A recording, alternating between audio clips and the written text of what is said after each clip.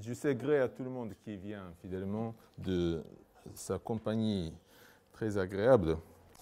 Ici, j'ai mis une longue chaîne dans une tasse à espresso. C'est une chaîne que j'ai achetée à Harvard Square, à une quincaillerie. Et comme je n'avais que 3,50 $, ils vendaient la chaîne à la longueur. Elle mesure à peu près, je pense, 5 mètres, 6 mètres. Voilà. Je n'avais que cet argent. Mais en fait, j'aurais aimé payer davantage. Et ce que je fais, j'ai mis cette chaîne dans la tasse, mais je laisse suspendre un bout qui descend en dehors de la tasse et qui descend un peu plus bas que la tasse. De sorte que je tiens avec mon doigt. Et si je lâche le doigt, sous son propre poids, la chaîne va commencer à se déverser de la tasse et va descendre. Hein. Et la pesanteur tire vers le bas, bien sûr, la chaîne va tomber. Mais ce n'est pas tout ce qui se passe. Essayez de regarder ce qui se passe autour de ma main. Vous allez voir que, en fait, lorsque le mouvement commence, la chaîne va se mettre à monter, s'ériger comme une fontaine, alors qu'il n'y a rien d'apparence qui pousse la chaîne vers le haut. Il n'y a que la pesanteur qui vous tire vers le bas. En général, à Paris, c'est comme ça. Mais la chaîne va monter vers le haut. Attention, je vais y aller. 3, 2, 1, 0,5, 0.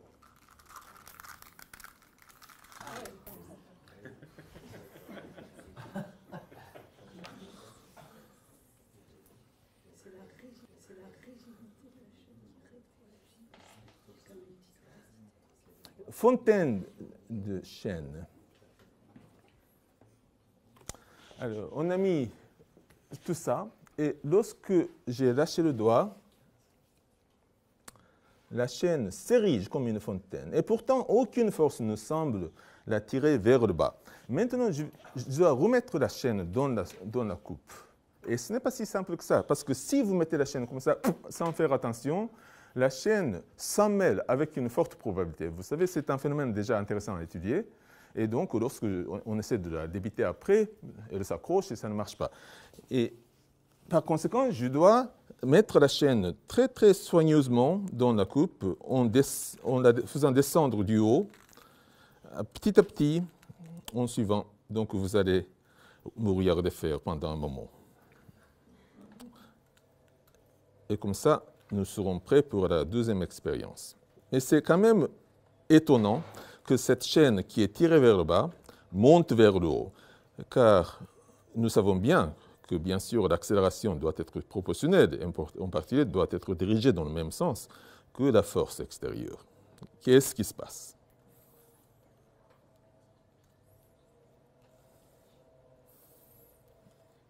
Voilà, j'ai tout mis. Mais c'est quand même chanceux que je n'avais que 3,50 $ à Harvard Square parce que la chaîne rentre tout juste dans la tasse à espresso. Si elle était plus longue, j'aurais été embêté. Alors, il y a plusieurs théories pour l'expliquer. Problème 113. Que pensez-vous de la théorie qui dit que la queue de la chaîne, comme ça, lorsqu'elle frappe le sol, reçoit un choc, et ce choc, d'une façon ou d'une autre, est transmis en sens inverse le long de la chaîne qui va jusqu'en haut. Et cette information qui arrive, qui revient et qui fait monter d'une façon ou d'une autre la chaîne en une fontaine. Alors, la solution, c'est que ça ne tient pas debout, pour ainsi dire. Parce que je suis allé faire une expérience du haut d'une tour à Harvard, en fait, il y a 10 ans exactement, un peu moins de 10 ans. Et cette tour était beaucoup plus haute que la longueur de la chaîne. Donc j'ai fait l'expérience, comme indique le dessin. La chaîne, pendant toute l'expérience, n'a pas touché le sol du tout, mais pourtant, la fontaine s'est produite. Très bien d'ailleurs. D'accord. Que dire d'une autre théorie, problème 114? La théorie comme quoi la chaîne, vous savez, lorsque elle commence à se déverser au-delà, par-dessus le bord, elle a du mal à faire ce virage très sévère. Hein. Elle doit tourner très, très, très vite et pour descendre directement.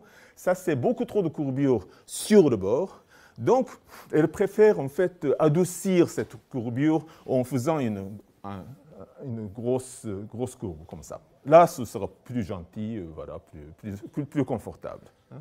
Elle n'aime pas du tout cette courbure trop sévère, donc pour réduire la courbure, et solution 114, ça c'est une superstition qui est assez répandue d'ailleurs, beaucoup de scientifiques la tiennent comme vraie, car il existe un théorème 115 qui date du 19e siècle, mais qui est complètement oublié aujourd'hui, sauf par des gens comme Alain Louis, et qui dit qu'une fois partie, une chaîne peut couler le long de n'importe quelle forme en équilibre neutre.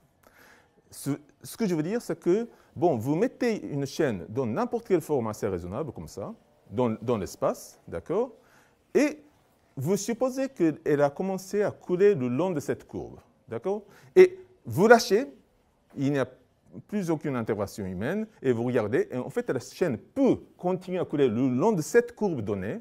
La courbe n'a pas besoin d'être une forme spéciale.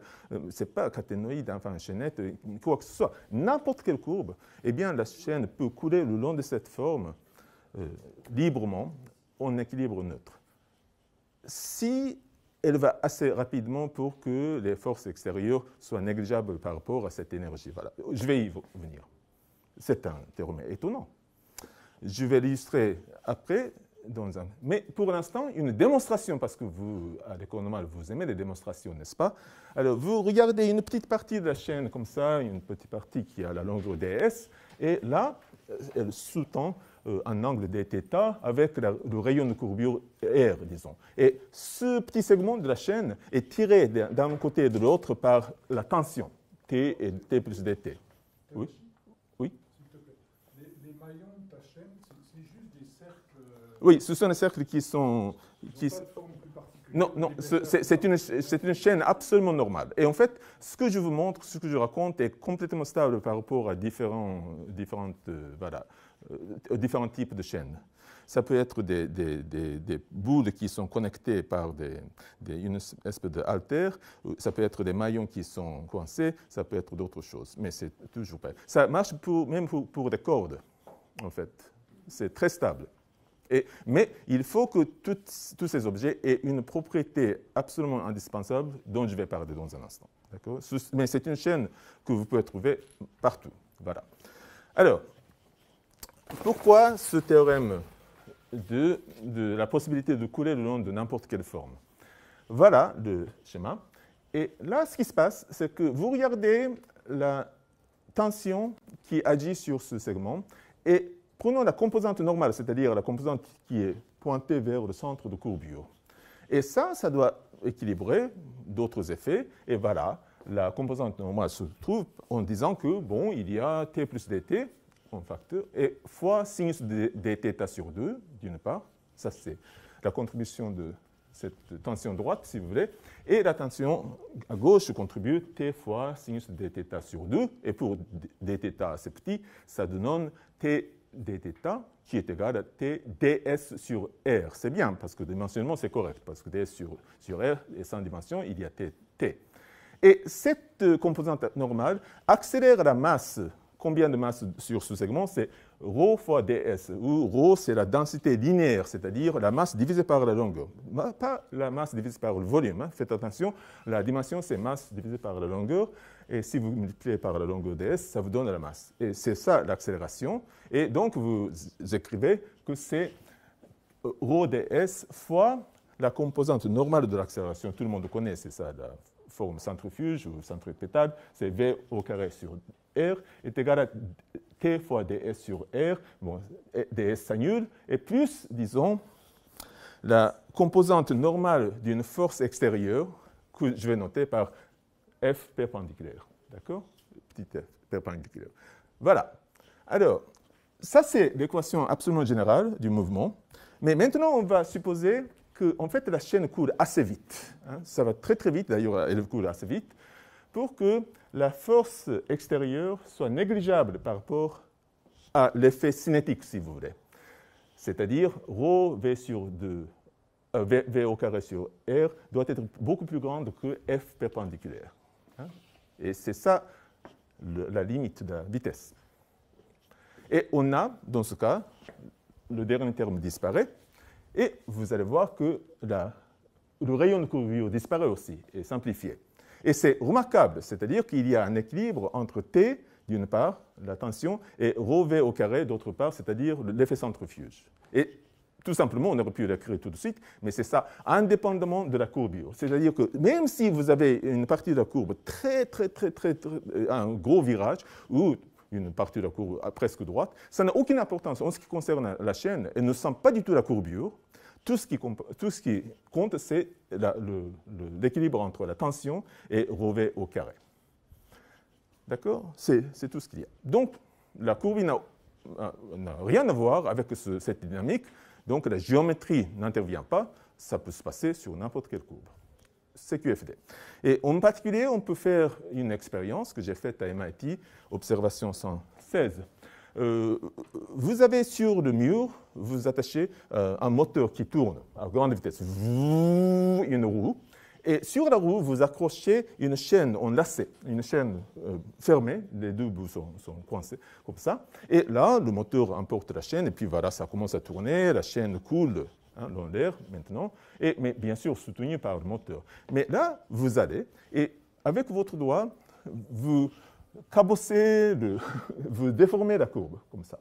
Et après avoir déformé, vous êtes très surpris de voir qu'en fait, la chaîne garde cette courbe que je lui ai donnée pendant assez longtemps et continue à tourner, continue à couler pendant bien une trentaine de secondes. On l'a fait. Et c'est tout à fait stable. D'accord. Alors, une petite remarque de 117. J'ai négligé la force extérieure, mais dans le scénario contraire, qui est beaucoup plus courant, où la force extérieure, c'est-à-dire par exemple la pesanteur, domine. Et là, l'inégalité est renversée, la F perpendiculaire est plus grande que ρ V au carré sur R. On retrouve bien sûr le problème statique classique de la chaînette.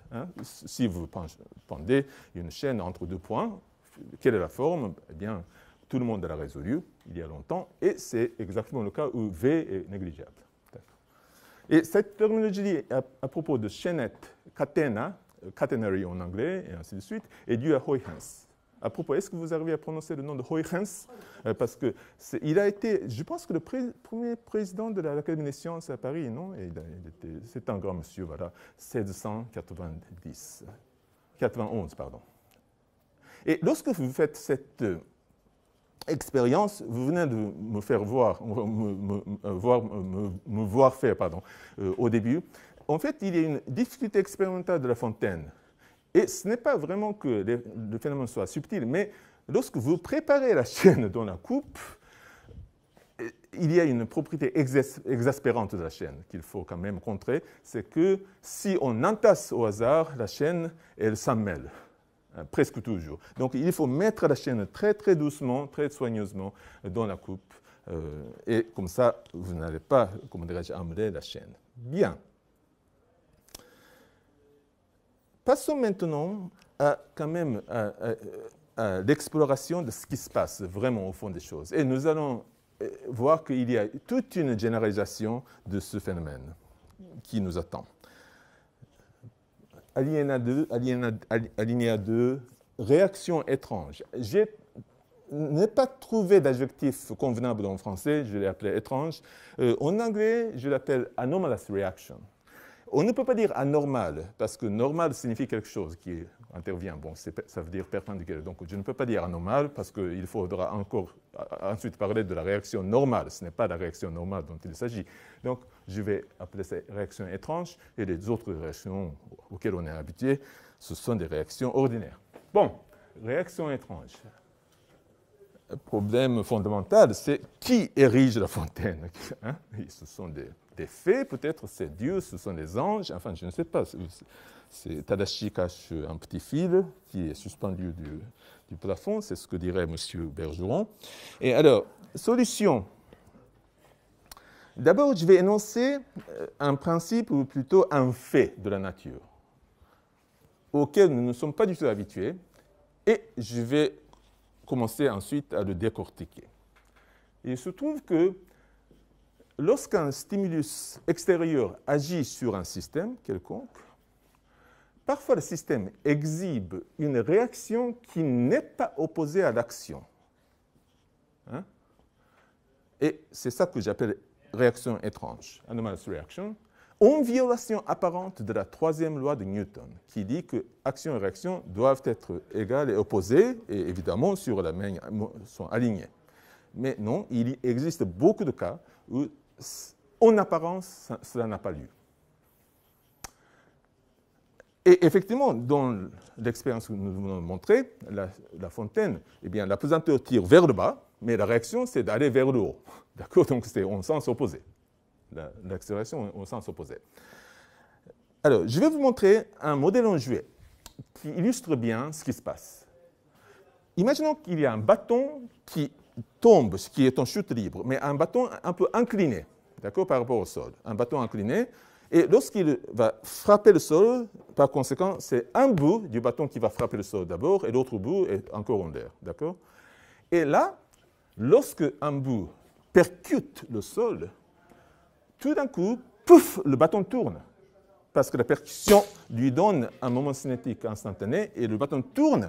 Et si vous regardiez l'autre bout, vous avez cette impression bizarre que le bâton tombait avec l'accélération tout à fait ordinaire de G. Mais à un moment donné, lorsque j'ai entendu pouf à l'autre bout s'est mis à tomber très très vite vers le bas.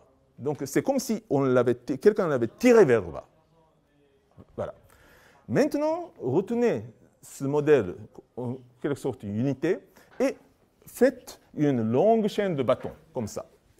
Dans le karaté, les arts martiaux du Japon, il existe un instrument qu'on appelle nunchaku. Et maintenant, commencez à monter le nunchaku. Hein? On ramasse le nunchaku vers le haut. Qu'est-ce qui se passe? Eh bien, chaque bâton qui est sur le tas, horizontalement, tout d'un coup, un bout, disons le bout droit, est tout d'un coup soulevé et ça lui donne une rotation soudaine et du coup, c'est le cas de le dire, l'autre bout percute le tas et ça lui donne une force vers le haut. Et en fait, tout cet ensemble reçoit ces percussions, poum, poum, poum, poum, poum, des bouts qui se cognent contre le tas vers le haut. Et c'est ça qui donne l'impulsion vers le haut, c'est ça qui fait monter la chaîne, et bâtissant la fontaine. Lorsque je vous raconte ça, vous aurez une expression comme celle-là. Vous ne me croyez pas.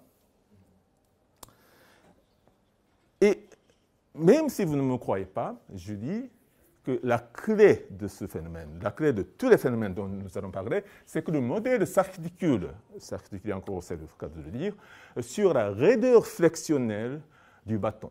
C'est-à-dire que le bâton est rigide. Et lorsque vous enlevez un bout, au lieu de fléchir, le bâton tourne. Et c'est ça qui fait cogner l'autre bout contre le sol. Hein. Si le bâton était tout mou, eh bien, ça ne va pas avoir cet effet. C'est la raideur flexionnelle qui est très essentielle. Et à propos de la raideur flexionnelle, c'est une quantité, c'est un paramètre qui caractérise la matière et à la dimension de masse fois longueur au cube divisé par temps au carré. Alors, comme vous ne me croyez pas, je vais vous montrer un film.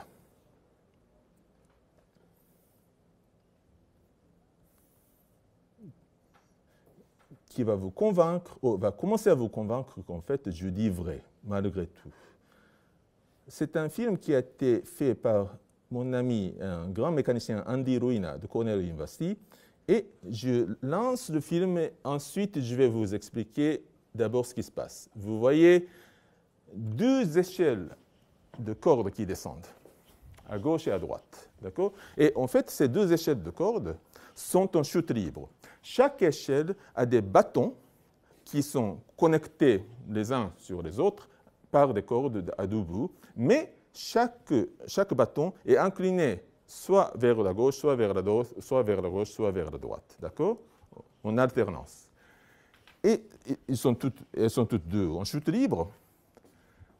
Mais à gauche, en bas, il y a une table qui va arrêter la chute de l'échelle de gauche.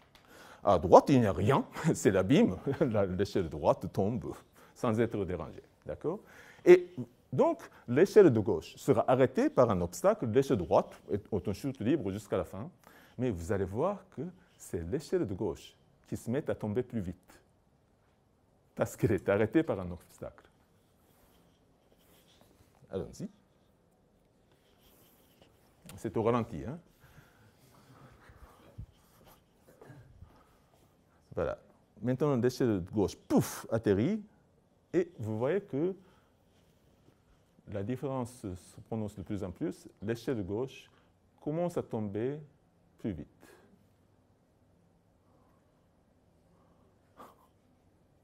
Alors, c'est quoi cette histoire? Vous allez dans un sens, vous avez un obstacle qui vous fait opposition, et à cause de cet obstacle, vous allez encore plus vite. Qu'est-ce que c'est que cette histoire? C'est la réaction étrange. C'est la réaction étrange, mais on comprend ce qui se passe tout de suite, parce que je vais jouer le film un peu en vain. Lorsque un bâton frappe le sol, frappe la table, eh bien, c'est un côté qui est frappé et il tourne. Et chaque fois qu'il tourne, l'autre bout tire le bâton du haut vers le bas, tire.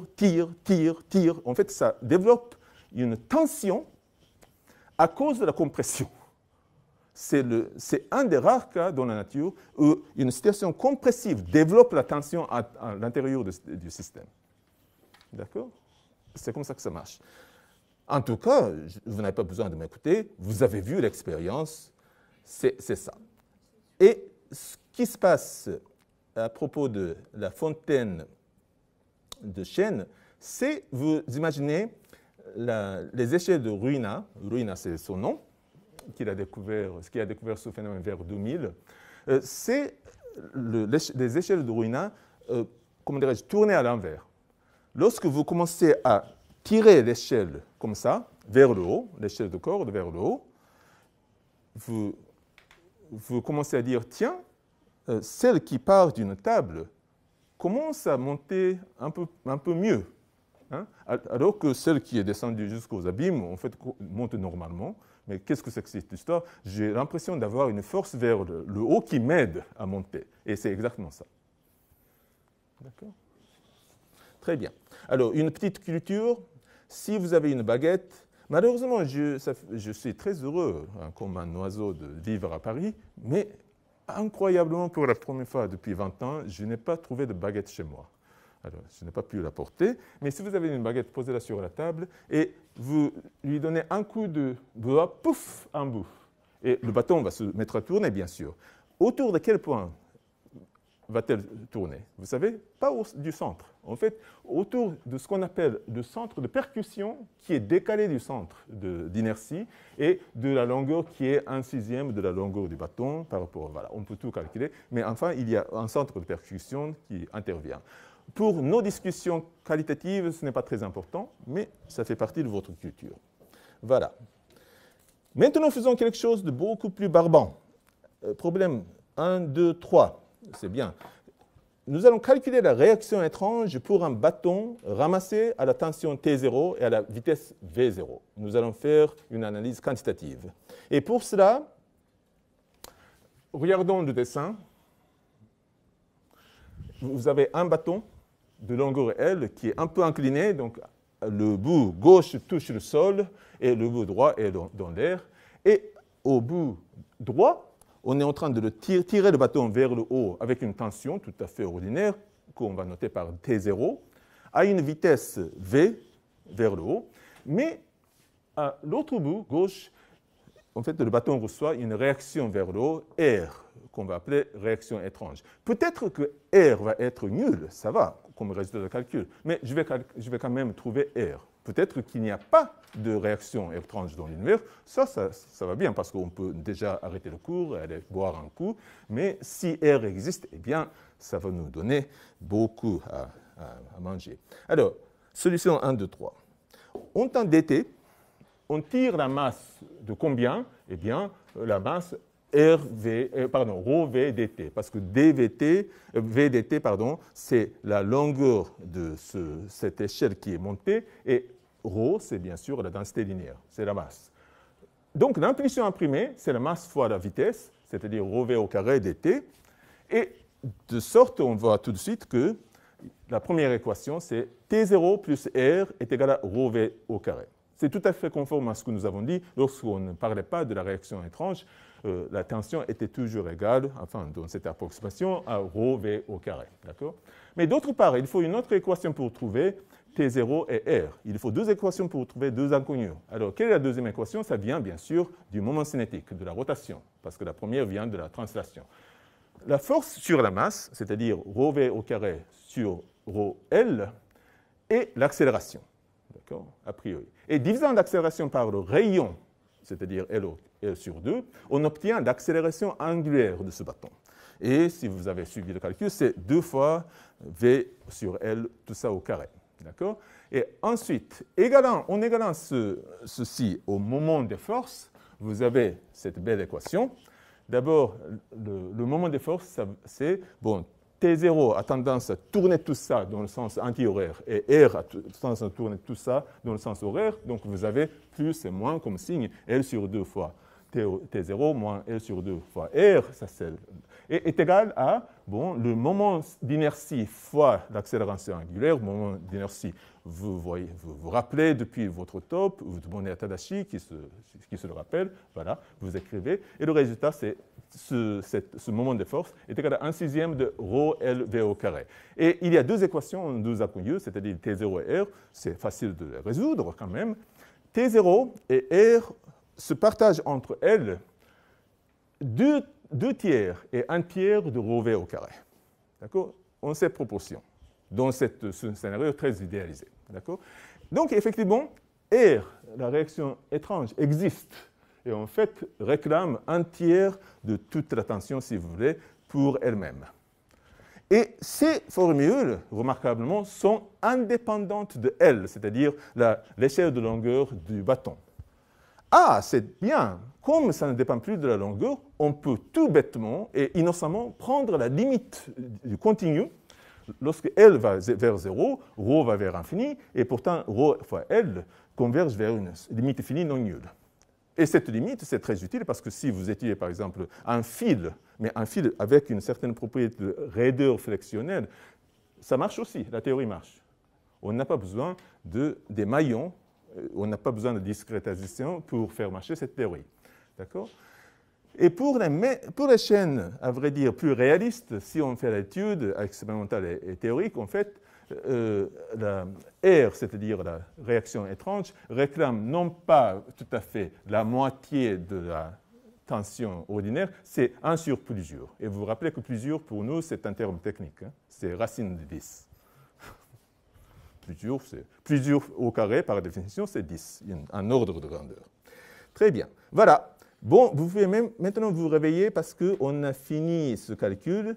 Mais ce qu'on récolte de ce calcul, c'est beaucoup de choses. D'abord, on peut comprendre en fait, tous les paramètres qui interviennent dans cette expérience de la fontaine, mais aussi on peut comprendre, on peut faire la comptabilité de où est partie l'énergie, où est-ce qu'on l'a perdu, on l'a égaré, ainsi de suite.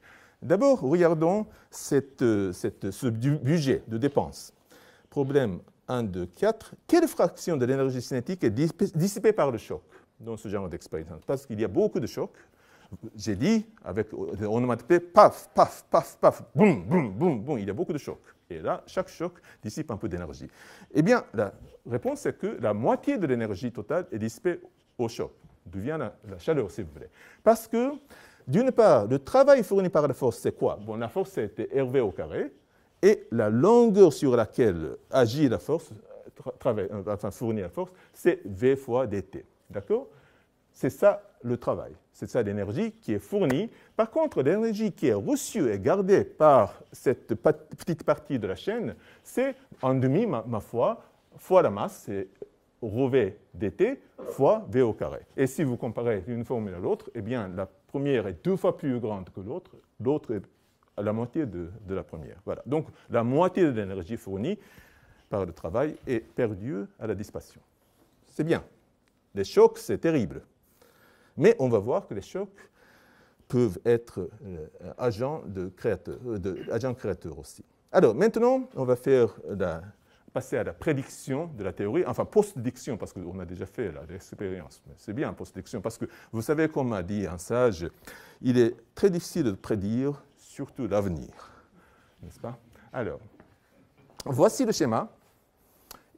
C'est moi, en dessin, qui tient une coupe avec la chaîne, et la chaîne semble monter en dehors de la coupe et descendre jusqu'au sol, et s'entasse au sol comme ça. Et je vais dire que la hauteur jusqu'à laquelle la chaîne monte, c'est la hauteur de la fontaine, c'est petit h. Et de l'autre côté, lorsque la chaîne tombe complètement jusqu'au sol, elle tombe sur une distance de petit h plus grand h. C'est-à-dire, grand h, c'est vraiment la profondeur entre la coupe et le sol. D'accord? Et petit h, c'est la hauteur de la fontaine. Et là, il y a des tensions qui agissent partout. Bon, tout à fait, au début, à la coupe, il y a une tension T0, mais vers le sommet, il y a une tension qui, comme on dirait, tire la chaîne d'un côté et de l'autre, et c'est T. D'accord? Et le problème, c'est estimer petit h, c'est-à-dire la hauteur de la fontaine, et V, la vitesse à laquelle coule la chaîne, en fonction de h, c'est-à-dire la profondeur à laquelle on fait tomber la chaîne. Par exemple, lorsque je faisais ça, bon, je mesure 1,75 m, je pense. J'ai un peu raccourci dernièrement, mais si je tiens comme ça, c'est à peu près 2 mètres, grand H, d'accord? Et jusqu'à quelle distance, jusqu'à quelle hauteur monte la fontaine? Si je fais l'expérience en laissant tout tomber de la fenêtre de l'école normale au 4e étage, eh bien, H sera beaucoup plus grand, d'accord? Et on va se demander aussi, parce que c'est ça la rigueur chez les mathématiciens appliqués, dans quelles conditions votre estimation est-elle légitime, d'accord? Alors, solution. Extrêmement simple, en fait, une fois que vous avez fait le bon dessin. Il y a la concurrence des tensions, hein, à plusieurs parties de ce dessin, donne deux équations ou deux approximations. D'abord, la partie qui monte, hein, la partie gauche qui relie la coupe et le sommet de cette fontaine, vous donne, alors, avec quelle tension tire vers le bas cette partie? Eh bien, il y a la tension T0 qui tire, et aussi il y a le poids de la chaîne qui tire vers le bas. Ça fait ρHg. Et ça, c'est égal, approximativement, à la tension au sommet. Or, la tension au sommet, elle est aussi égale à la tension qui est exercée sur la partie droite de la chaîne. Et là, il n'y a pas de tension qui tire vers le bas, parce qu'en bas, ça ne fait que s'entasser. Il n'y a que le poids de la chaîne qui tire vers le bas. Et ça, c'est égal à ρ fois petit h plus grand h fois g. D'accord? Ça, c'est ça. D'autre part, on a déjà vu que T, la tension totale, c'est ρv au carré. Et T0, c'est 2 tiers de T total. Et lorsqu'on met tout ça, on obtient tout de suite que... Alors, on va obtenir des réponses en forme sans dimension, parce que c'est beaucoup plus agréable. D'accord? On n'a pas besoin d'unité. Petit h sur grand h, c'est-à-dire la fontaine sur la profondeur, c'est de l'ordre d'un demi. C'est un peu exagéré quand même, parce que vous avez vu que la fontaine n'est pas montée à 1 mètre. Mais on y reviendra. Et quelle est la bonne échelle contre laquelle on peut mesurer la vitesse? Eh bien, c'est racine de 2gh. Parce que 2gh, c'est la vitesse à laquelle je vais laisser tomber la montre. Ah non, je ne vais pas faire. Si on laisse tomber du repos, lorsqu'elle atterrit au sol, paf, ça a une vitesse qui est égale à racine de gh, comme vous voyez. Et donc, v sur racine de g grand h, c'est racine 3 sur 2. Et vous vous demandez, bien sûr, c'est bien, c'est sinus et cosinus, cosinus, sinus de quelque chose. Si on fait ça avec des nombres complexes, je ne vais pas faire parce que... Bon. Maintenant, les approximations dans le modèle sont légitimes quand? Pourvu que la chaîne coule assez vite. Vous vous rappelez cette condition que, pour ainsi dire, la partie cinétique doit l'emporter sur la partie potentielle, c'est-à-dire ρv au carré sur r, doit être beaucoup plus grande que F perpendiculaire. Et ici, F perpendiculaire, c'est quoi? C'est la force extérieure par unité de longueur. C'est ρg.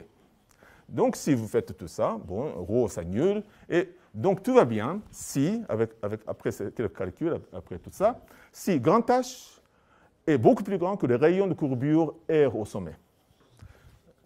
C'est-à-dire, ça courbe un tout petit peu avec un rayon R, et si H est beaucoup plus grand, S, évidemment beaucoup plus grand, parce que vous avez vu, lorsqu'on a fait la chaîne a fait ça, le rayon c'est à peu près quoi? Peut-être 3 cm ou plus, 5 cm, alors que la profondeur c'est de l'ordre de 2 mètres. Aucun problème. Donc tout ça, ça marche. Ça marche, mais il y a quand même beaucoup d'approximations qu'on a fait, et c'est pour ça qu'en fait, remarque 126, la hauteur de la fontaine est proportionnelle à la profondeur de la chute. Hein, c'est tout à fait vrai dans tous les cas, mais on pratique petit h sur grand h qu'on a calculé dans ce scénario idéalisé comme 1,5, et en fait plutôt entre 1/5 et 1/10. Par exemple, lorsqu'on dit 1/10, ça veut dire que la fontaine va monter jusqu'à 20 cm à peu près. C'est ça, parce que ma main, ça fait 20 cm. On va le faire. Regardez ce qui se passe. Voilà. Au maximum, c'était à peu près 20 cm. D'accord. Très bien. D'accord. Un petit appendice avant de faire pause, nous sommes tout à fait à l'heure, qui n'ont pas grand-chose à voir, sauf le mot chaîne.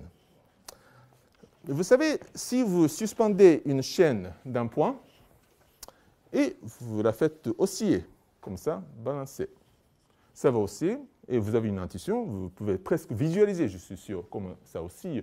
Quelle est la forme de cette chaîne quand elle oscille, suspendue? Il se trouve que cette forme, c'est le graphe de la fonction de Bessel d'ordre 0, J0. Et je suis sûr que depuis toujours, vous avez toujours rêvé de visualiser le graphe de J0. Eh bien, voilà. Vous faites aussi une chaîne, c'est le graphe. Et après, bon, bien sûr, vous résolvez avec séparation de variables. Bon, il y a des termes. Bon, ça. Un deuxième constat. Est-ce que vous avez joué avec la corde à sauter? Je veux dire, bon, vous pouvez faire ça vous-même, mais aussi vous avez une copine ou un copain devant et vous tournez ça, boum, boum, boum, boum, entre les deux, et il y a quelqu'un d'autre qui essaie de sauter entre les deux. Bon. Lorsque vous faites tourner, quelle est cette courbe de la corde à sauter? Il se trouve que c'est le graphe d'une fonction elliptique de Jacobi, c'est Sn. C'est ça le graphe. Donc, une autre façon de visualiser Sn. À propos, je tiens à ce que les gens prononcent les noms des étrangers correctement. C'est Jacobi, pas Jacobi. Hein. Bon, on va faire une pause et on reviendra dans, disons, 10 minutes. Il est 2h26. On va commencer à 2h36. Alors, nous allons reprendre. La fontaine que nous avons admirée est un cas très spécial de toute une série de phénomènes encore plus bizarres les unes des autres. D'abord, je vais vous montrer un phénomène. Je ne vais pas faire l'expérience, mais je ferai une autre expérience après, parce que la table de l'Auguste École normale ne me convient pas. Et il y a un problème de frottement. Mais le phénomène que je vais vous montrer maintenant a été découvert par Hanna et Santangelo en 2012. Et ce dont il s'agit, c'est de mettre une chaîne comme ça sur la table horizontale en zigzag. Il doit y avoir un meilleur terme comme ça. Hein? Oui, boustrophédon. Ça, c'est très, très spécial parce que, bon, j'ai été. Ça relève de ma vie précédente, boustrophédon. Voilà. Mais en tout cas, donc, il y a une monocouche, hein, sans s'entasser, va et vient le long de lui-même, et on a fait tout cela. Et on va tirer le bout de ce système. D'accord? On va le tirer. En pratique, je vais tirer le bout jusqu'au bord de la table, je vais la laisser tomber. D'accord? Et maintenant, toute l'installation est horizontale. Et le stimulus qui vient de l'extérieur, c'est-à-dire tirer, je suis en train de tirer horizontalement.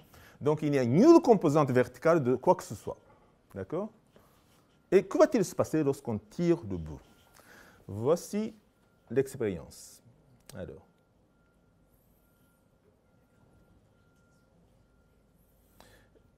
je vais vous dire à l'écrit tout à l'heure, mais tous ces films ont été réalisés avec moi par Will Steinhardt, qui est maintenant postdoc. Il a travaillé comme thésard avec moi. Voilà. Au début, il semble que rien ne se passe, mais en fait, il se passe quelque chose parce que c'est 1000 images par seconde. Voilà, on a commencé à tirer le bout de cette chaîne. Et dans ce cas, en fait, on l'a tiré avec une machine. Donc, c'est un rythme constant, mais c'est très robuste de toute façon. Et vous voyez que la chaîne se défait en allant à gauche, en balayant à gauche et à droite, voilà. Mais à un moment donné, ce qui se passe, c'est que,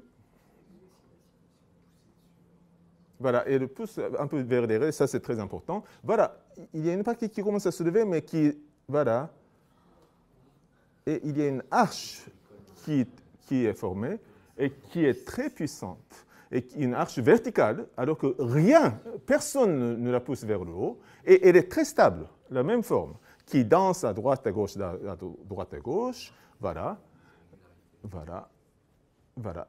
Tandis que la chaîne est débitée petit à petit, il y a l'arche de la chaîne qui est formée devant. Et à la fin, c'est très, très chouette parce que la queue de la chaîne vient fouf, comme un fouet. Voilà.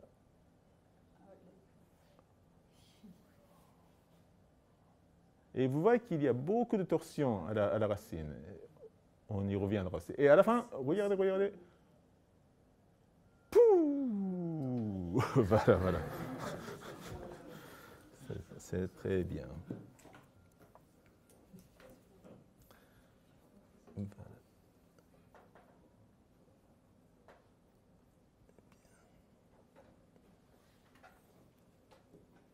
La chaîne s'érige, c'est ça la solution.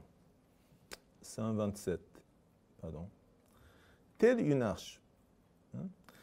La réaction étrange est linéairement indépendante de l'action, parce que l'action, toutes les actions étaient horizontales, mais alors que la réaction, c'est vertical. Certes, il y a la pesanteur qui pousse toute la chaîne vers, mais elle est contrée par la réaction de la table, ça, il n'y a aucun mystère. Mais quelqu'un qui lève, et cette réaction étrange est maintenant non seulement, enfin, tout à l'heure, il y avait une réaction étrange qui nous a étonnés parce qu'elle n'était pas elle était opposée à l'action, pardon, elle n'était pas opposée à l'action, c'est-à-dire qu'elle allait dans le mauvais sens, mais ici, c'est encore pire, c'est que la réaction étrange est linéairement indépendante, elle n'est même pas dépendante de l'action. Ça va dans des directions complètement indépendantes. Et a fortiori, ne lui est pas opposé. Voilà, c'est ça qui se passe. Une autre manière de, comment dirais-je, faire un emballage de ce mystère, c'est de dire la chose suivante. Bon, pendant que la chaîne coule, je ne sais pas pourquoi elle s'est levée, mais elle s'est levée comme ça, hein, elle porte un moment cinétique, parce que, vous voyez, en bas, il n'y a rien, mais là, il y a quand même un petit mouvement comme ça, donc il y a un moment cinétique qui tourne, d'accord? Et qu'est-ce que c'est que ce moment cinétique? C'est très joli, vous faites le calcul, bon, il faut diviser tout ça par dt, multiplier par dt, mais en fait, l'intégrale que vous calculez le long de ce circuit, c'est l'intégrale de x dy moins y dx. Et tout le monde sait que c'est en fait la formule pour l'air. Donc, ça vous donne deux fois l'air de la partie qui est en dessous de la chaîne, qui est montée, qui a formé une arche. Mais initialement, tout était plat. Donc, cet air était zéro. Mais à un moment donné, cet air devient non zéro. Ça veut dire que le moment cinétique est venu de quelque part. Mais qu'est-ce qui lui a donné le moment cinétique? Personne n'a demandé le moment cinétique, mais qui a commandé ce plat? Ce n'est pas moi qui l'ai commandé. C'est bizarre. Le moment cinétique est venu de quelque part. Voilà. Très bien. À propos, j'aurais dû le dire parce que M. Albouy va se plaindre. Alors, lorsque j'ai fait cette expérience du haut de la tour de Harvard, cette fontaine, j'ai dit que la hauteur de la fontaine est proportionnelle à la profondeur jusqu'à laquelle on fait tomber. Mais en haut de la tour, la profondeur est pratiquement infinie. Et effectivement, ce qui se passe, c'est qu'il n'y a pas d'état stationnaire. C'est-à-dire que la chaîne est montée, montée, montée, montée, montée, montée, jusqu'à ce que je n'avais plus de chaîne. Et c'est monté jusqu'à à peu près 60 cm. Donc ça fait 3 fois ça, à peu près. C'était assez impressionnant. Mais si j'avais plus de 3,50 $, j'aurais acheté une chaîne beaucoup plus longue. Voilà. Mais c'est comme ça, hein, les fonds de recherche me manquent toujours. Voilà. Bien sûr, vous connaissez. Bien. Très bien. Alors, qu'est-ce qui se passe? Pourquoi la chaîne s'érige-t-elle? À propos, je vais montrer un autre film avant de passer à l'analyse. Parce que c'est cette expérience qui m'a fait comprendre ce qui s'est passé. Et ça a été découvert par Will Steinhardt par accident, en fait. Ah, pardon, je vais faire le plan. Oh là là, c'est quoi ça? Voilà. Alors maintenant, voici l'installation. On a encore une fois une monocouche zigzag de la chaîne. Mais vous savez, tout à l'heure, cette monocouche de zigzag avait une épaisseur constante, hein, depuis le début jusqu'à la fin. Donc, à gauche, à droite, on allait à une certaine distance et rebrousser chemin. Maintenant, j'ai fait varier cette épaisseur. D'accord? Donc, au début, c'est très, très épaisse et à l'intérieur, c'est très étroit et ainsi de suite. Parce que je me suis aperçu, en faisant beaucoup d'expériences, qu'en fait, lorsque je fais cette monocouche, si la couche était trop épaisse, eh bien, l'arche ne se formait pas. Parce que, essentiellement, expérimentalement, hein, on va comprendre ça analytiquement plus tard, lorsque la chaîne balayait de droite à gauche comme ça, et lorsque l'arche a commencé à former, eh bien, il y avait assez de longueur d'un côté et de l'autre pour que l'arche puisse se résoudre. Et en fait, meurt de nouveau, et puis commence, mais meurt de nouveau, et ainsi de suite. Et d'autre part, si l'épaisseur était trop, enfin, si l'amplitude est trop étroite, ça ne marche pas non plus. Alors, il y a une fenêtre, pour ainsi dire, d'épaisseur, dans laquelle ça marche mieux. Et ce que j'ai fait ici, c'est assez méchant quand même. J'ai fait varier ceci de sorte que, en fait, même la partie la plus étroite est beaucoup trop épaisse si c'était ça l'épaisseur constante. C'est-à-dire qu'en fait, elle est beaucoup plus grande si on avait fait cette épaisseur et il n'y aurait pas d'arche. Mais j'ai fait quand même cette variation d'épaisseur. J'ai créé une situation critique. D'accord? Une géométrie critique. D'accord? Et on va voir.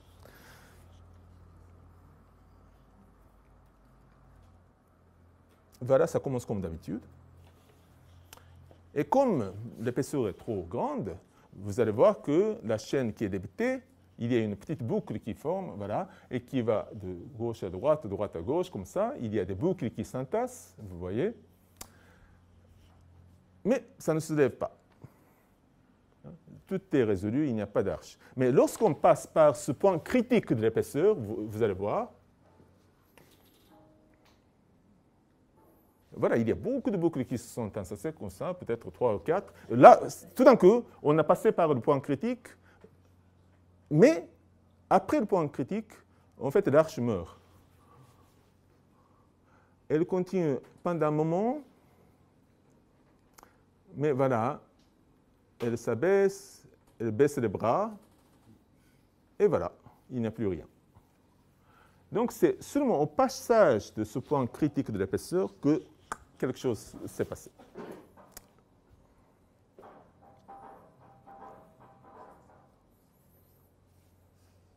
Et à la fin, c'est joli aussi.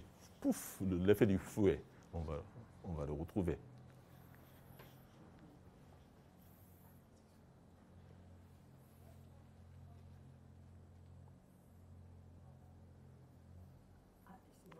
Pouf! Voilà. Que c'est beau. Alors.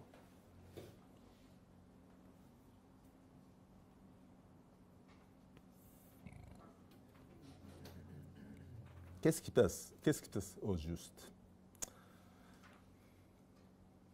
Voici ce qui se passe.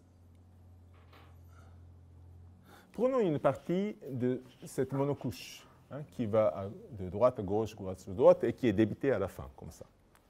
Au fur et à mesure que la chaîne est débitée, comme ça, vous voyez dans ce dessin, le point A va aller à point A' un instant après, et point B est rappelé vers l'intérieur à point B'. Vous avez sans doute vu dans le film aussi. Et lorsque A et B se rapprochent comme ça et s'alignent tout à fait, ce qui se passe, vous avez ce dessin où, en fait, il y a un coin à l'angle droit presque, d'accord, où A' et B' sont vraiment alignés comme ça. Et à ce moment-là, l'image qu'il faut avoir, c'est que comme on est en train de tirer vers le bas, et il y a un petit bâton local dans le coin que je tire tout d'un coup, et ce bâton tourne comme ça, dans le sens anti-horaire, dans le dessin, et en le tournant, il sort vers l'extérieur. Voilà, il y a une petite boucle qui s'est formée. Et c'est pour ça qu'en fait, il y a beaucoup de boucles qui se forment. Chaque fois que, en fait, il y a un rappel et les deux parties se rencontrent, pouf, il y a une boucle qui... Et lorsque ça va dans l'autre sens, et pouf, il y a une autre boucle qui sort. Et chaque fois qu'on passe par le bout, il y a une boucle qui se forme et les boucles s'entassent de plus en plus. Alors, qu'est-ce qui se passe après? Eh bien, puis au fur et à mesure que la queue balaye à droite et à gauche, comme ça, les boucles commencent à s'accumuler. Vous avez vu, hein, il y a plusieurs boucles qui s'accumulent. Et à un moment donné, les boucles s'accumulent beaucoup trop. Et lorsqu'on comprime les boucles qui se sont accumulées, qu'est-ce qui se passe? Je vais faire voir ça. Est-ce qu'on peut passer à la caméra? D'accord? Bon, ça va? Alors, ce sont des boucles qui se sont entassées parce que chaque fois qu'il y a... Vous voyez, ce que j'étais en train de dire un peu expérimentalement, c'est que lorsqu'on a une configuration comme ça et je tire, il y a un petit bâton local à l'intérieur, et je vais vous expliquer pourquoi il y a un petit bâton. Et ça forme une boucle comme ça. Et lorsqu'il y a une accumulation de ces boucles, et si je pousse contre les deux bouts de ces boucles, qu'est-ce qui se passe? Les boucles ne peuvent pas s'écraser. Hein, elles essaient de s'écraser jusqu'à un certain point, mais il y a une courbure maximale, un rayon minimal de courbure, et ce qui se passe, pouf, ça saute en l'air. Je vais vous le faire de nouveau. Lorsque je pousse, vous voyez, pouf. Est-ce que vous avez vu? Ça saute ça va dans la troisième, ça s'échappe à la troisième dimension parce qu'elle ne peut plus s'accumuler, elle ne peut plus être comprimée davantage. Je vais le faire un peu plus. Pouf. D'accord? D'accord. Et pourquoi elle ne peut plus s'accumuler? Parce que chaque chaîne n'est pas flexible jusqu'à l'infini. Il y a une raideur flexionnelle. C'est-à-dire que c'est un objet très très bizarre. Hein? On peut la courber autant qu'on veut, vous voyez, sans aucune force, elle reste tranquille, très contente, mais c'est au-deçà d'une certaine courbure. Si vous voulez la courber un peu trop, voilà, on ne peut plus l'écraser. Hein? Et si on veut l'écraser davantage, on casse la chaîne. Hein? Il y a une courbure maximale, d'accord? Il y a un rayon de courbure minimale. Et c'est ça la rigidité flexionnelle. C'est-à-dire que c'est un objet dont la rigidité flexionnelle est zéro, tant que la courbure n'est pas importante, mais au-delà d'une certaine courbure, la rigidité flexionnelle, pouf, saute à l'infini. D'accord? Et maintenant, j'ai dit, bon, ces boucles s'entassent, et si on poussait les deux bouts, eh bien, qu'est-ce qui pousse? Enfin, personne n'est là pour pousser les deux bouts. Mais je vais vous montrer qu'en fait, il y a quelqu'un qui pousse les deux bouts. Voilà. On va passer Voilà, c'est la fin de la caméra. On va passer au PDF et la caméra de derrière. D'accord? Bon, alors, je disais que la chaîne a une courbe de traction rationnelle, si vous connaissez ce mot traditionnel. Traction rationnelle, mais c'est presque traction traditionnelle. En anglais, le terme, je trouve beaucoup plus clair, c'est stress-strain curve. Donc, lorsqu'on met une pression, on fait du stress, il y a une déformation, et de combien ça déforme contre combien on a stressé, c'est ça. Et là, la courbe est très singulière dans le cas d'une chaîne. En général, stress-strain curve, elle est d'abord linéaire au début, et il y a un effet non linéaire vers la fin, et ainsi de suite. Mais ici, il n'y a rien de linéaire. Au début, c'est zéro, parce que pour de petites courbures, vous avez vu, la chaîne peut se déformer autant que vous voulez, mais au-delà d'un certain point très précis, c'est-à-dire la courbure maximale, pouf, en fait, la raideur devient pratiquement infinie. C'est vraiment ce qu'il y a de plus singulier dans la nature, en fait, pour ce genre de comportement, et parce que la chaîne n'en peut plus à ce moment-là. Et il a fallu pousser des deux bouts. Alors, qu'est-ce qui se pousse? Mais c'est ça, en fait, c'est ce mécanisme. Lorsque vous tirez, ici, à cause de cette raideur flexionnelle, la partie assez petite est rigide, en fait. Et lorsque vous tirez, cette partie se comporte comme si c'était un bâton rigide, bâton local, et tourne. Et en le tournant, il y a une composante vers vers l'amont, et qui, comment dirais-je, imprime une pression vers l'amont. Et vous avez vu qu'en fait, ça poussait vers l'amont. Et c'est ça, en fait. Donc, il y a une résistance du tas derrière, et qui, c'est ça qui pousse l'un contre l'autre, et fait sauter les boucles à l'extérieur, c'est-à-dire à la troisième dimension ambiante. Et donc, j'ai fait cette installation en mettant la chaîne l'une contre l'autre très très serrée. Si on avait cette sorte d'installation en espaçant des couches, pardon, des courbes voisines, eh bien, il n'y aurait pas cet effet parce que rien ne pousserait contre vous. D'accord? Voilà. Et la chute, pour ainsi dire, c'est que tôt ou tard, ces courbures surcomprimées, d'accord, doivent flamber. Il n'y a plus rien à faire.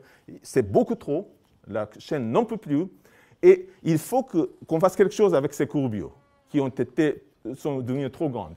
Et il n'y a qu'une seule solution. On s'aperçoit, la chaîne s'aperçoit tout d'un coup, ah, je souffrais jusqu'à maintenant dans ces deux dimensions seules, mais il y a la troisième dimension. Et elle s'échappe, pouf, à la codimension extérieure, à la codimension ambiante, et on, comment dirais-je, relâchant cette courbure comme torsion. D'accord? La courbure devient torsion, et c'est ça qui résout le problème. Et je vais vous montrer ce qui se passe ensuite. Mais alors, le phénomène s'avère générique. Pour que ce genre de phénomène, c'est-à-dire cette accumulation de courbures et qui, à mon avis, n'en peut plus et s'échappe comme torsion à la dimension ambiante et donc crée cette réaction bizarre, une réaction critique, n'a besoin que de trois choses. D'abord, il faut une raideur flexionnelle singulière comme ça, qui ne pardonne pas. Au-delà d'une certaine accumulation, en fait, on ne peut pas résoudre le problème physiquement dans les dimensions intrinsèques, il faut aller à la dimension extrinsèque. Ensuite, il y a le choc. Il faut avoir beaucoup de chocs. Et enfin, il faut une certaine offre et demande-offre, de géométrie critique comme germe. Parce que chaque fois qu'il y a un peu de courbure déjà qui vous attend, on peut en profiter pour amasser les courbures de plus en plus. Si c'est tout droit, eh bien, il n'y a pas assez de germes pour former des courbures. À ce moment-là, je me suis aperçu d'une chose. Vous savez, il faut longtemps pour faire cette installation. Il faut la faire très, très soignée, si ça casse. Bon. Mais si on faisait tout ça de façon aléatoire, mais assez soigneusement. Hein. Donc, ce que je vais faire, c'est ça.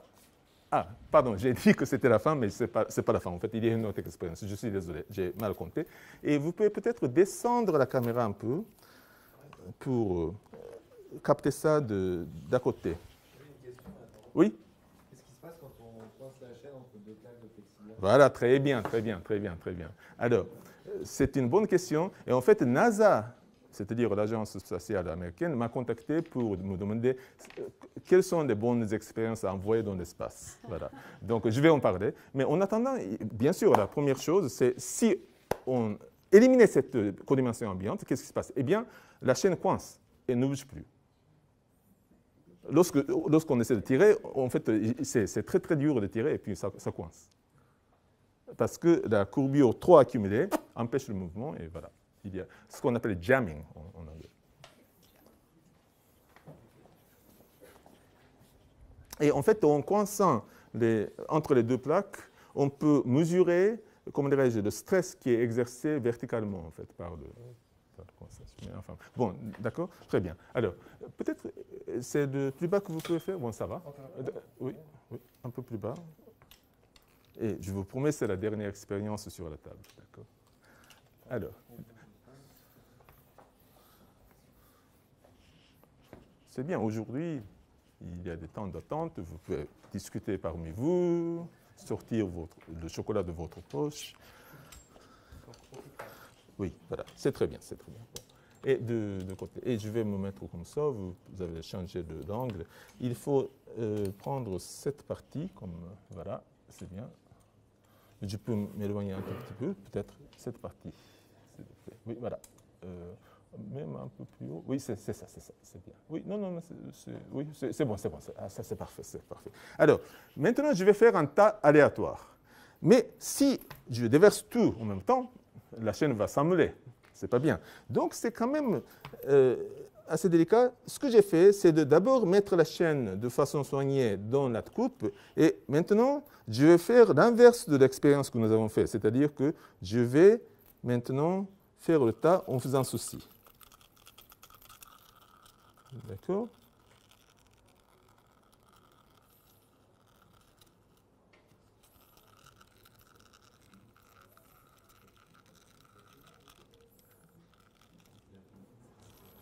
Vous voyez ce que j'ai fait? Alors, j'ai fait un tas qui a l'air tout à fait aléatoire, d'accord? Mais il y a quelque chose qui n'est pas aléatoire, c'est que comme je l'ai bien mise de bas en haut, quand je tire, il n'y a jamais un cas où la chaîne passe en dessous d'elle-même. Donc, on peut toujours la tirer sans que rien ne s'accroche. Et maintenant, je vais simplement tirer, vous n'avez pas besoin de bouger, tirer le bout de la chaîne et je vais laisser tomber ce bout et comme ça va commencer à tirer. Et vous allez voir si quelque chose se passe. Vous avez vu? Voilà, la chaîne s'est levée. C'est comme ça que j'ai fait le tas et après c'est ça. Et maintenant, la chaîne s'érige. Comme ça.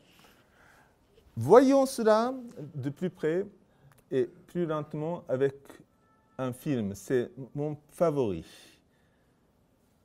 Voilà un tas aléatoire de la chaîne dont on tire un bout vers l'extérieur. Et je ne fais que tirer horizontalement. Hein. Tout est horizontal. L'installation, le stimulus et ainsi de suite. Mais vous allez voir quelle réaction le tas va nous montrer. Voilà.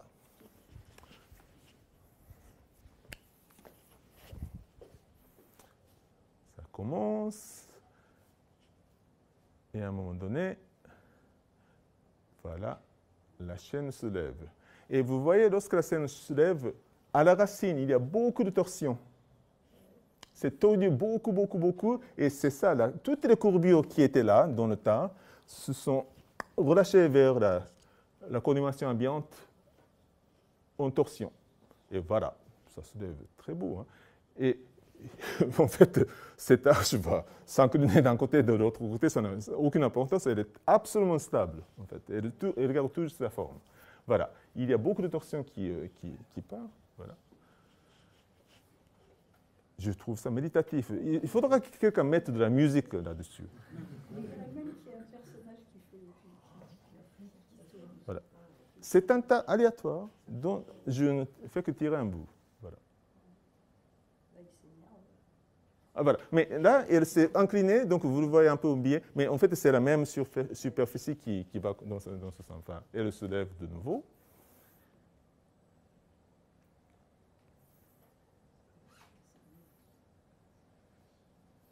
Et là, un tas aléatoire a énormément de parties de courbes, enfin de points critiques dans sa courbe. Et ça, c'est ça qui encourage, en fait. Ça marche beaucoup mieux que lorsque je me suis décarcassé à faire un truc régulier.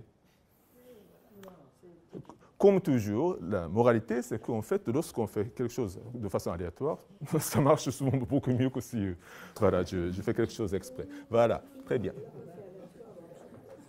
Bien. Très bien. Alors, revenons à nos moutons. Alors, une dernière remarque avant le grand dénouement, pour ainsi dire. Pourquoi la forme de l'arche est-elle si stationnaire? Parce qu'une fois que l'arche est formée, c'est toujours la même forme qui se promène.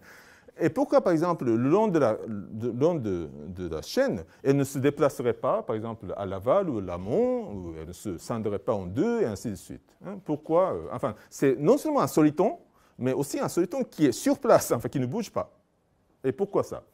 Eh bien, il y a une connivence magnifique de la part de la nature. Voici la solution. C'est une conséquence du fait que la tension, c'était de l'ordre, enfin, c'était presque approximativement ρV au carré. Et V, c'est la vitesse du transport matériel, c'est-à-dire que la partie vraiment matérielle qui pèse quelque chose de la chaîne est en train d'avancer à la vitesse V. D'accord? C'est ça. Or, vous vous rappelez un peu de la théorie de l'élasticité, une onde dans un milieu élastique, dont c'est une approximation, se propage les perturbations à une vitesse qui est toujours la forme racine de l'élasticité sur la densité. Par exemple, pour la vitesse du son, vous avez peut-être appris, c'est la même chose.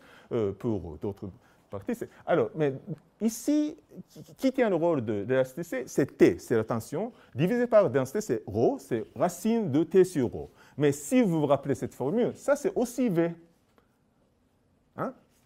Donc ces vitesses sont égales. C'est-à-dire, lorsque vous avez une bosse qui s'est formée dans une chaîne, et la chaîne est en train de se déplacer, disons, de droite à gauche, comme ça, à une vitesse V, eh bien cette onde se propage, cette perturbation se propage le long de la chaîne de droite à gauche à la vitesse moins V.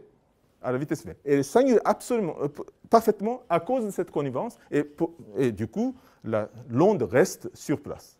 Toutes les ondes qui se développent sur la chaîne sont des ondes stationnaires, il se trouve. C'est pour ça qu'on les voit si bien. D'accord? Alors, je vais pré-conclure, pour ainsi dire, en faisant ce tour de magie.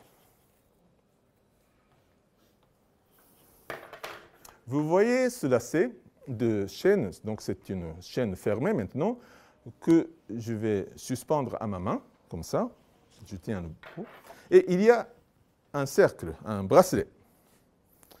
Et je vais mettre le bracelet, je vais passer la chaîne à l'intérieur du bracelet, et je tiens le bracelet avec ma main. Et si je laisse tomber le bracelet, eh bien, il tombe par terre.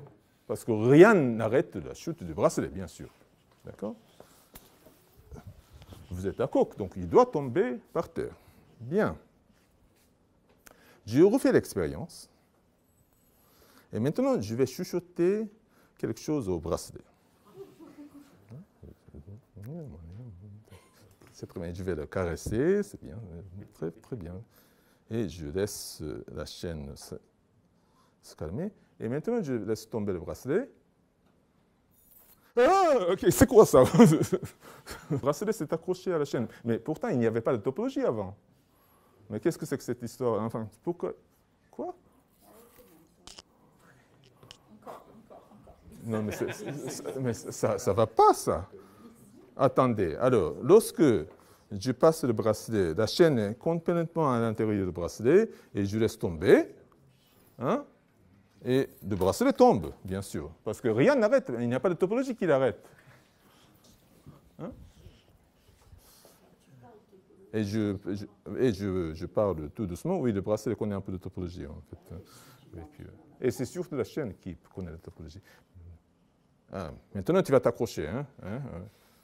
Ah non, si je lui parle brusquement, ça ne marche pas. Il faut lui parler très gentiment. Vous avez vu, je lui ai parlé à l'impératif et ça ne marche pas. Mais maintenant, je vais lui dire, ah oui, aurais-tu la bien aimable obligeance de bien vouloir t'accrocher à la chaîne parce que tu es quand même gentil, hein? Je t'ai connu depuis longtemps. Et puis, voilà, on est très amis quand même. Hein? Machin. Ça s'accroche de nouveau. Qu'est-ce que c'est que ça? Qu'est-ce que c'est que ça? Voilà. Quoi? Il y a un truc. Mais en fait, je vais vous dire qu'il y a un... C'est étonnant, mais il y a un truc. Mais c'est un truc qui est très, très charmant. Parce que vous savez, la plupart des tours de magie, il faut que le magicien fasse quelque chose d'intelligent et très, très subtil. Mais là, si vous êtes très subtil et très précis, ça ne marche pas. Si vous êtes grossier, vous ne faites pas attention à ce que vous faites, eh bien, génériquement, ça marche. C'est le contraire. C'est parce que lorsque je laisse tomber le bracelet, si je laisse tomber le bracelet exactement horizontalement, eh bien, il va, comme vous voyez, tomber comme ça. Mais, en général, très difficile de faire tomber un bracelet exactement horizontalement, à moins de s'entraîner pendant des heures, que j'ai fait. Lorsque vous lâchez un doigt et l'autre, ils ne sont pas lâchés simultanément. Et ce qui se passe, c'est que lorsque je lâche un des doigts, mais pas l'autre, le bracelet pivote et acquiert un moment cinétique, et dès lors, il continue à tourner et fait ça. Et à la fin, vous voyez, alors, la chaîne peut passer, tourner et passer à travers. Mais ça, il faut qu'il soit vraiment accéléré, et la chaîne, à cause de sa rigidité flexionnelle, n'aime pas faire cela. Hein? ne veut pas qu'on la frappe d'un côté et de l'autre. Donc, lorsque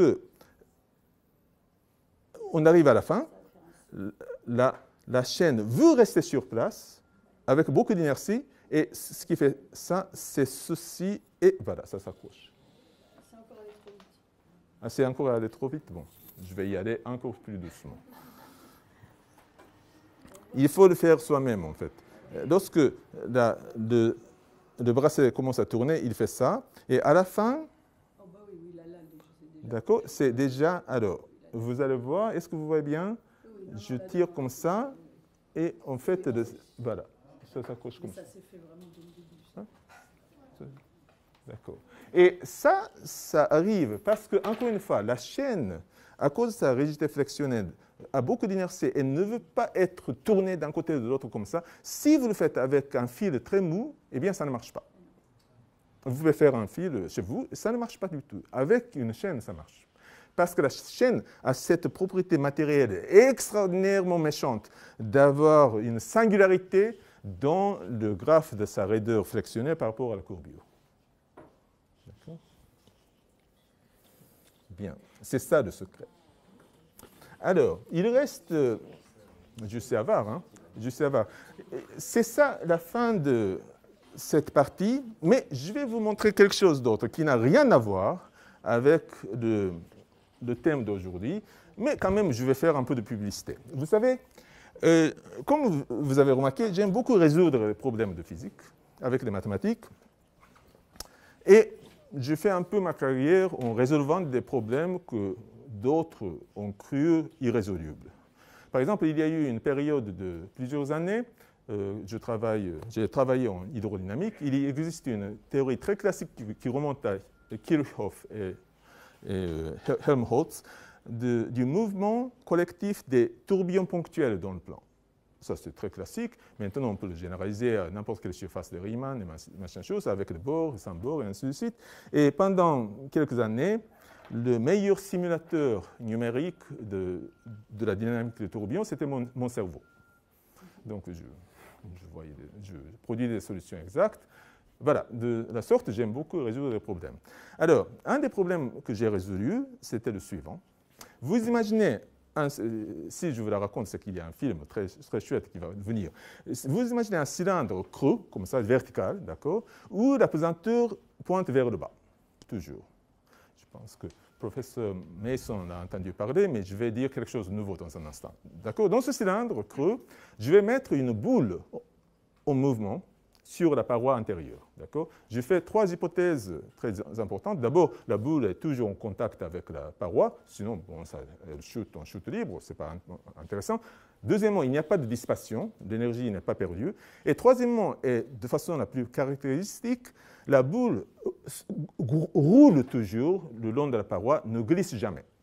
Et il se trouve que rétrospectivement, on peut analyser le problème. Il y a un ensemble très vaste de conditions initiales pour lesquelles ces conditions sont assez bien satisfaites. Donc, on peut faire des expériences et je vais vous montrer des expériences. D'accord? Mais pour l'instant, croyez que c'est une boule qui roule sur l'intérieur de la paroi d'un cylindre. Et la pesanteur, c'est toujours vers le bas, comme j'ai dit, c'est le cas souvent à Paris. D'accord? Et maintenant, quel sera le mouvement de la boule si je la lance comme ça? Bien sûr, il y a une condition initiale triviale. Si je la roule directement vers le bas, le long d'une génératrice, eh bien, elle va tomber vers le bas. Bon.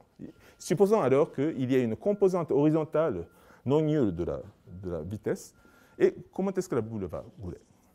Je pense que la seule conjecture raisonnable, c'est que la boule va faire ça en spirale et la spirale va s'allongeant au fur et à mesure qu'elle tombe. Et c'est effectivement ce qui se passe si vous avez un plan vertical et vous faites rouler une boule le long du plan en roulant et ça suit une trajectoire parabolique. Certes, ce n'est pas la même parabole qu'une particule glisse, mais c'est quand même une parabole. Et si vous enroulez maintenant cette trajectoire en un cylindre, eh bien, ça fait la spirale qui descend, qui s'allonge. D'accord. Mais c'est l'intuition qui vient du glissement. En fait, à cause du roulement, il y a un mouvement très bizarre. Disons que le bout de mon doigt indique le centre de la boule. Eh bien, la boule qui est lancée à l'intérieur d'un cylindre creux fait ça. elle descend et elle remonte. Elle descend et elle remonte. Et le mouvement horizontalement est une révolution uniforme autour du centre, de l'axe du cylindre, ça c'est pas très simple. Mais verticalement, c'est une oscillation harmonique, c'est-à-dire sinus, entre deux plans fixes. Il n'y a pas de dispersion. Voilà, ça va. Mais ce n'est pas tout. En fait, comme je dis que c'est le produit de deux mouvements périodiques, on peut se demander comment ces deux mouvements sont couplés. Et une façon de mesurer ce couplage, peut-être pas la plus simple, c'est de se dire, lorsque vous voyez ce mouvement du haut, vous voyez la boule qui tourne autour de l'axe du cylindre. Et en se faisant, elle balaye un angle, comme ça. Et de combien elle balaye l'angle par période d'oscillation verticale. Ça, c'est une façon de mesurer le couplage. De combien ça tourne autour, comme ça, pendant que ça descend et remonte une fois. Bon, cet angle, c'est sans dimension, c'est un nombre, mais il dépend de beaucoup de choses, des conditions initiales, des paramètres du problème, par exemple le rapport du rayon et du diamètre de la boule, et ainsi de suite. Et bon, c'est une fonction compliquée. Et non, cet angle, combien d'angles ça tourne par période de l'oscillation verticale, est une constante universelle. Elle ne dépend pas des paramètres, elle ne dépend pas des conditions initiales, elle est égale à pi fois racine de 14. Pi fois racine de 14, c'est un peu moins que pi fois racine de 16, c'est-à-dire 4pi. Ça veut dire que lorsque ce mouvement descend et remonte par période verticale, ça fait presque 2 tours complets, mais pas tout à fait. D'accord ? Mais ce n'est pas tout. On peut maintenant étudier des variantes. Par exemple, on peut faire rouler la boule à l'extérieur des cylindres. Bon, qu'est-ce que c'est que cette histoire-là? C'est difficile à faire physiquement. Certains ont suggéré magnétisme, mais ça ne marche pas. Certains ont suggéré 2 cylindres concentriques dont l'écart est exactement le diamètre de la boule. Ça ne marche pas non plus. Mais en tout cas, mathématiquement, on peut écrire le problème. Et on peut faire tourner. Mais là, on s'attend à un effet opposé, si j'ose dire, parce que la raison pour laquelle la boule est remontée, on ne sait pas du tout, mais c'est sûrement dû à la courbure du cylindre, c'est-à-dire au fait que le cylindre est courbé vers vous. Parce que si le cylindre n'était pas courbé, c'est-à-dire la paroi verticale, comme j'ai dit, c'est une descente parabolique, ça ne remonte jamais. Mais à l'extérieur, le cylindre est courbé dans l'autre sens, vers l'extérieur plutôt que vers l'intérieur. Donc, on s'attendrait peut-être à un autre effet. Et effectivement, les dépendances fonctionnelles changent. Mais toujours est-il que lorsque vous résolvez le problème, parce que ça se résout explicitement, que c'est toujours le mouvement qui est produit de la révolution uniforme et l'oscillation harmonique verticale, et pi fois racine de 14 y est toujours. Ensuite, on peut même bouger le cylindre. Bon, la translation verticale, ça c'est galiléen, donc ce n'est pas intéressant, mais on peut faire tourner le cylindre à une vitesse angulaire constante. Ça, c'est de la nouvelle physique, parce que vous savez, le roulement dit qu'il n'y a pas instantanément le point de contact est au repos, donc il est entraîné par la paroi lorsqu'on fait tourner la paroi, mais ça donne vraiment un nouvel effet. Et on peut, en faisant tourner le cylindre, on peut faire rouler la boule à l'intérieur, à l'extérieur, on peut étudier toutes les variantes, et toutes les dépendances fonctionnelles changent, mais toujours, c'est le produit direct des deux mouvements et racine de 14 est toujours là. Alors, lorsque j'ai vu ça, j'étais sûr que j'étais en train de calculer un nombre caractéristique, c'est-à-dire l'intégrale d'une classe caractéristique. Et moi, j'étais autrefois un topologue, je portais une carte syndicale qui a expiré il y a longtemps, mais enfin, je connaissais beaucoup de classes caractéristiques. Alors, quand il y a d'humanité, j'ai calculé tous les nombres caractéristiques étaient zéro. Donc, on ne sait toujours pas d'où vient ce nombre. C'est le résultat d'un calcul. Mais, au Japon, un jongleur a vu ceci et a décidé de faire un spectacle à partir de ce phénomène. Donc, ce qu'il a fait, c'est un gros cylindre de verre avec un petit trou pratiqué à travers lequel il peut faire rentrer ses mains à l'intérieur et il lance la boule à l'intérieur de ce gros cylindre de verre. Et il jongle avec plusieurs balles. Alors, ça a l'air d'être très impressionnant, mais en fait, c'est de la jonglerie la plus simple. Comme mon truc du bracelet qui tombe, parce que si je ne fais pas attention, si je lance quelconque, ça marche génériquement. Et là aussi, parce que vous savez, grâce à pi fois racine 2, quoi qu'il fasse, pour peu qu'il il roule bien, il suffit de mettre la main dans l'autre sens, et bien la balle rentre automatiquement dedans, lorsqu'elle revient. On n'a pas besoin de viser quoi que ce soit. Alors, je vais vous montrer le film. Et c'est ça la fin de cet exposé. Alors, voici M. Matsuura, qui est un vrai jongleur. Et il est allé d'ailleurs à un congrès international de jonglerie et puis il a reçu un prix d'originalité grâce à ça. Voilà. Allez, allons-y.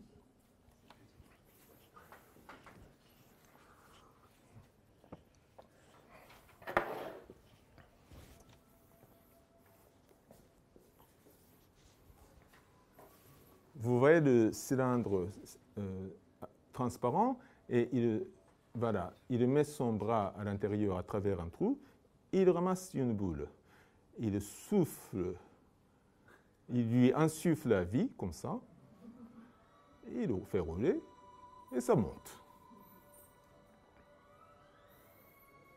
Il y a un peu de dissipation, donc ça ne revient pas tout à fait à la même hauteur, mais voilà. Il est tout content. Mais ce n'était qu'une seule boule. Maintenant, il prend une deuxième boule. Voilà, il leur donne la vie à chacune, et voilà, voilà, ça va.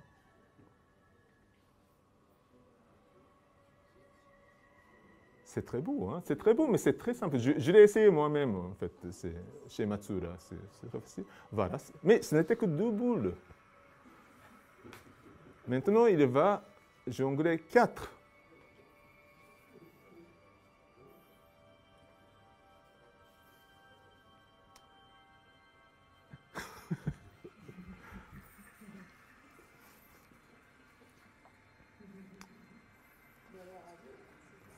Voilà. Oui, oui, non, il a vu ça. Non, il a vu mon travail et puis il a décidé de faire un spectacle. Voilà. C'est très bien. Bon, je vous remercie de votre compagnie. Voyons-nous dans 15 jours.